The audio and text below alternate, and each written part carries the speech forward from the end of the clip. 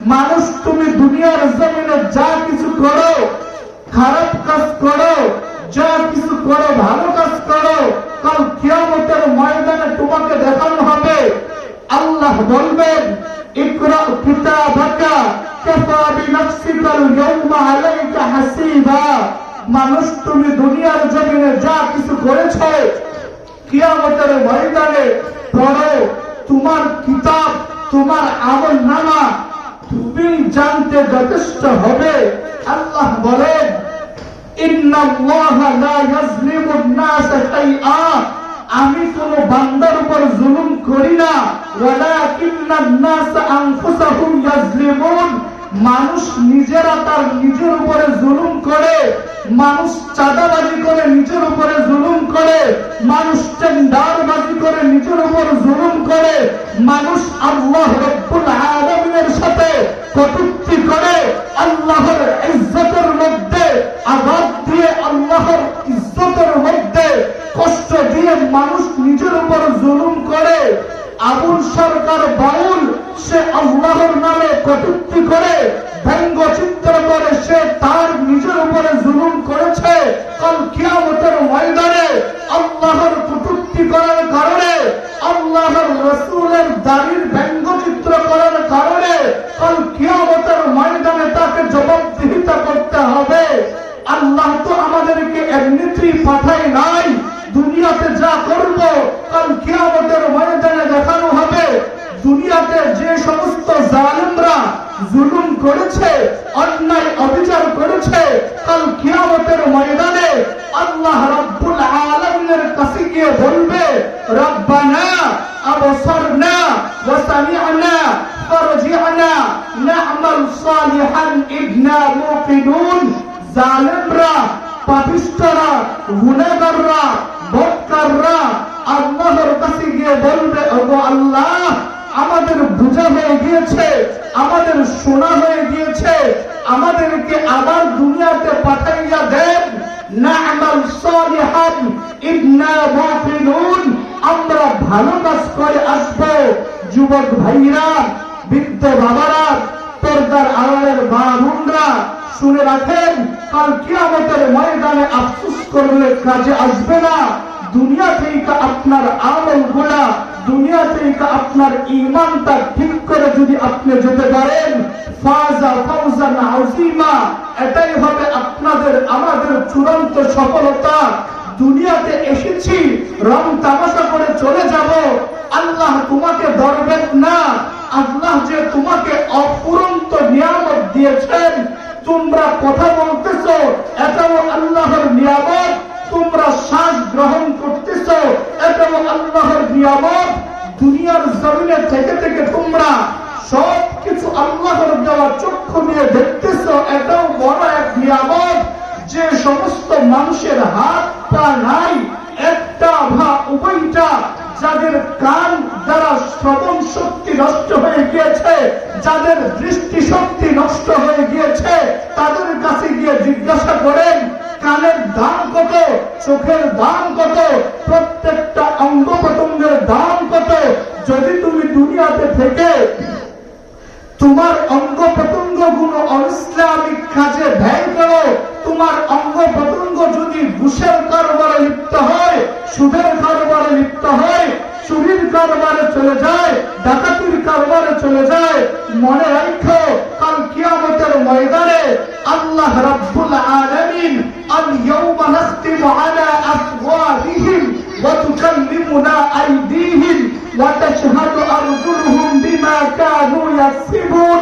তুমি দুনিয়ার জমিনে থেকে তুমি চোখের দ্বারা যে নাফরমানি করেছো, চোখ কাল কিয়ামতের ময়দানে বলে দেবে। তুমি দুনিয়ার জমিনে থেকে হাতের দ্বারা যে নাফরমানি করেছো, কাল কিয়ামতের ময়দানে হাতগুলো বলে দেবে। তুমি দুনিয়ার জমিনে থেকে পা দ্বারা তুমি যে নাফরমানি করেছো, কাল কিয়ামতের ময়দানে পা বলে দেবে। পালাবার সুযোগ নাই। যে সমস্ত মানুষগুলো জুলুম করে, অন্যায় অবিচার করে, আল্লাহর নবীর জামানা থেকে, পৃথিবীর শুরু লগ্ন থেকে যে সমস্ত মানুষগুলো অন্যায় অন্যায় অবিচার করেছে, নিরীহ মানুষের উপরে জুলুম নির্যাতন করেছে, তাদের পরিণতি একজনেও ভালো হয় নাই। শুনে রাখেন যুবক ভাইরা, শুনে রাখেন এলাকার বৃদ্ধ বাবারা, যে সমস্ত মানুষগুলো অদ্যবতী সময়েও চিন্তা করবে, জুলুম নির্যাতন করবে, চাঁদাবাজি করবে, টেন্ডারবাজি করবে, মানুষ আপনারা শুনে রাখেন, কাল কিয়ামতের ময়দানে আপনাকে জালেম হিসাবে আল্লাহর আদালতে দাঁড়াতে হবে। এজন্য এখনই সোচ্চার হতে হবে, এখনই আমাদের জ্ঞান থাকতে বুঝে নিতে হবে যে সমস্ত জালেমগুলো পূর্বে জুলুম করেছে তাদেরকে দুনিয়ার জমিনে আল্লাহ নাস্তেনাবুদ করে দিয়েছেন। যারা হকের বাণী প্রকাশ করেছে আল্লাহ রাব্বুল আলামিন তাদেরকে সর্বোচ্চ সম্মানে রেখেছেন। আল্লাহ তো বলেন, ফালাউলা নাফার মিন কুল্লি ফিরকাতিন মিনহুম তাইফাতুন লিয়াতাফাক্কাহু ফিদ-দীন। কিয়ামত পর্যন্ত এক আল্লাহর ওয়ালা জামাত থাকবে, এক শ্রেণীর মানুষ থাকবে যারা মানুষকে হকের দিকে আহ্বান করবে, যারা মানুষকে আল্লাহর কোরআনের দিকে আহ্বান করবে, যারা মানুষকে দ্বীনের পথে আহ্বান করবে। আল্লাহ তো বলেন, ও জালিমরা, তোরা শুনে রাখ, তোরা মনে করতেছস ইউরিদুনা লিইউতফিউ নূরাল্লাহি বিআফওয়াহিহিম, তোরা তোদের মুখের ফুৎকার দিয়ে ইসলামের বাতিকে নিভিয়ে দিবি, ধর্মের বাতিকে নিভিয়ে দিবি, কোরআনকে তোরা ধ্বংস বিধ্বংস করে দিবি। আল্লাহ তো বলেন, ইন্না নাহনু নাযালনা যিকরা ওয়া ইন্না লাহু লাহাফিজুন। আমি আল্লাহ রাব্বুল আলামিন কোরআন হেফাজতের দায়িত্ব নিয়েছি। আমি আল্লাহ রাব্বুল আলামিন কোরআন হেফাজত করব। যে সমস্ত জালেমগুলো কোরআনের বিরোধিতা করবে, ইসলামের বিরোধিতা করবে, নবী মুহাম্মদের বিরোধিতা করেছিল, অদ্যবর্তী সময়েও যে সমস্ত জালেমরা মসজিদ মাদ্রাসার বিরোধিতা করবে, দ্বীনি প্রতিষ্ঠানের বিরোধিতা করবে, তাদের ধ্বংস ওই রকম অনিবার্য হবে যেরকম ভাবে ধ্বংস হয়েছে পূর্বসূরি জালেমরা। মুসা নবীর সাথে ফেরাউন শত্রুতা করেছে, মুসা নবীর সাথে যারা দুশ্মনী করেছিল আল্লাহ তাদেরকে দুনিয়ার জমিনে নাস্তেনাবুদ করে দিয়েছেন, ধ্বংস করে দিয়েছেন।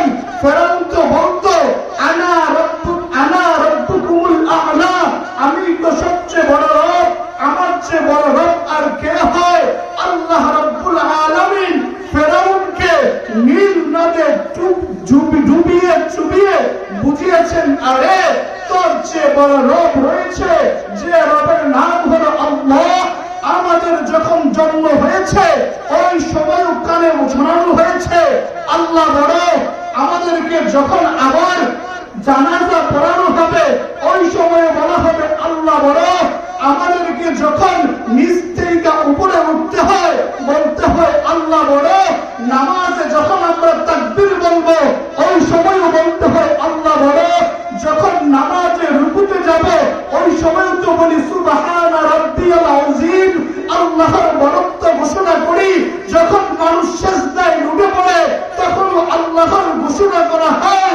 সর্ব অবস্থায় আমরা বলি আল্লাহ বড়। মানুষ যদি চিন্তা করে কাফের বেঈমানরা বড়, ইহুদি খ্রিস্টানরা বড়, অগ্নি পূজারীরা বড়, অবশ্যই পশ্চিমকালে তারা বড় হতে পারে না। আল্লাহর কৌশল অধিক সুন্দর ফয়সালা। মুসা নবীর বিরুদ্ধে ফেরাউন দাঁড়িয়েছে, ধ্বংস হয়েছে। ইব্রাহিম নবীর বিরুদ্ধে নমরুদ দাঁড়িয়েছে, ধ্বংস হয়েছে। ঈসা নবীর বিরুদ্ধে কয়েকদল মানুষ দাঁড়িয়েছে, ধ্বংস হয়েছে। আমার নবীর জামানায় আমার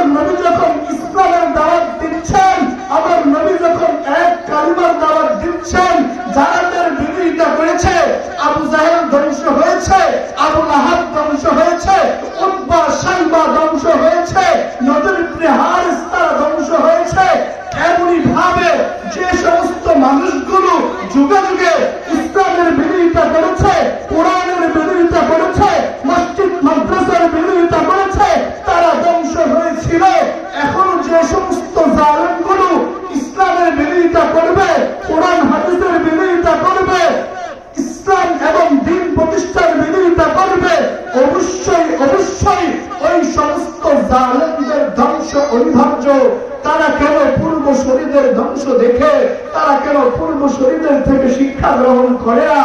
এখনো সময় রয়েছে, এখনো সুযোগ রয়েছে। যে সমস্ত মানুষগুলো নব্য এমপি হতে যাচ্ছে, যে সমস্ত মানুষগুলো নব্য চেয়ারম্যান হওয়ার স্বপ্ন দেখছে, আপনাদেরকে স্পষ্ট ভাষায় আজকে এই জায়গা থেকে আপনাদেরকে বলে যাই, মানুষদেরকে দিনের পথে আহ্বান করার জন্য, ধর্মের পথে আহ্বান করার জন্য, কোরআন হাদিসের পথে যাওয়ার জন্য আপনারা বলবেন, আপনাদের বিজয় হবে নিশ্চিত। আর যদি আপনারা ওই পথ গ্রহণ করে ইসলামের বিরোধিতা করেন, কোরআন হাদিসের বিরোধিতা করেন, মাদ্রাসা মসজিদের বিরোধিতা করেন, অবশ্যই অবশ্যই আপনাদের ধ্বংস হবে।